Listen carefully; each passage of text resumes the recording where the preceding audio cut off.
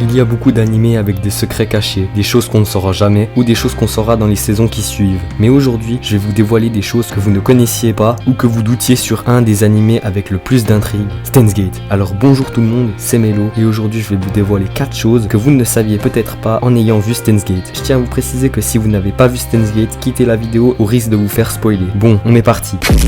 Une chose que de nombreux fans ont peut-être manqué tout au long de la série sont les nombreux surnoms du personnage Kurisu Makise. Tout au long de la série, Okabe lui donne de nombreux noms différents tout en l'appelant par son vrai nom lorsque la situation est désastreuse. Il l'appelle principalement Christina ou assistante et encore plein d'autres noms. Kurisu déteste chaque surnom qui lui est donné mais l'accepte car Okabe n'est pas du genre à écouter.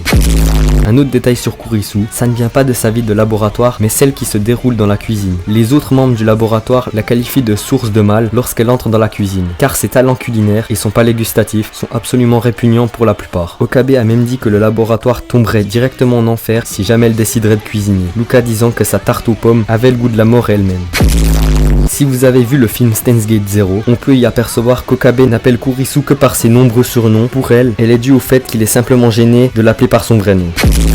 Pour certains fans, il était évident qu'il y avait des sentiments cachés pour Okabe venant de Kurisu depuis le début. L'un de ces cas vient d'une époque où Kurisu était ivre et faisait constamment des mouvements et essayait de se confesser à Okabe. Bon, c'est la fin de cette vidéo. Dites-moi en commentaire si vous saviez déjà ces petites anecdotes cachées et aussi si vous voulez d'autres vidéos comme celle-là, mais avec une autre œuvre. N'oubliez pas de liker et de vous abonner pour faire agrandir la chaîne. C'était Melo. Matane!